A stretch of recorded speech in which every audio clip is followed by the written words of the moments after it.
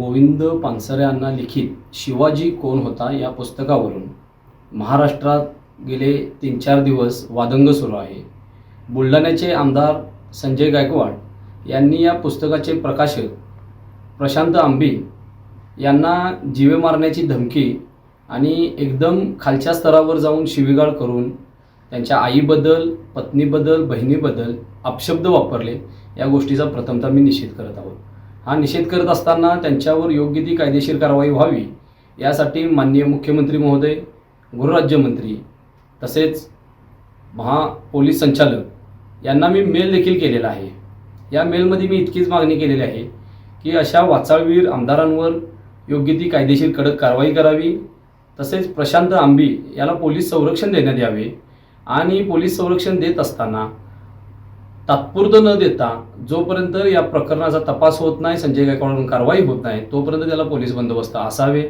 आणि जर भविष्यात प्रशांत आंबीच्या केसाला जरी धक्का लागला तर त्याची सर्वस्वी जबाबदारी ही त्या संजय गायकवाडांवर द्यावी।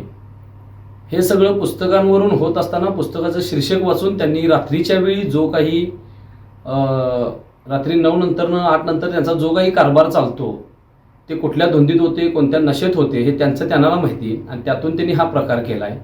आमची एक विनंती आहे त्यांना आणि या सरकारला, सरकार तुमचं आहे, प्रशासन तुमचं आहे, तुम्ही सत्तेतील आमदार आहात, तर मग तुम्ही या नावावरून जो वाद करताय, एखाद्या प्रकाशकाला धमकावताय, विधिमंडळात ठराव करून या पुस्तकावर बंदी आणायला तुम्हाला कोणी अडवले? तुम्हाला हे जर पुस्तक नको आहे, हे शीर्षकच नको आहे, तर तुम्ही बंदी का आणत नाही आहे? सरकार तुमचंच आहे ना। विनाकारण छत्रपती शिवरायांबद्दल अपशब्द वापरणे, महापुरुषांबद्दल अपशब्द वापरणे आणि महाराष्ट्रात जातीय दंगल घडवणे हे या आमदारांचं काम आहे।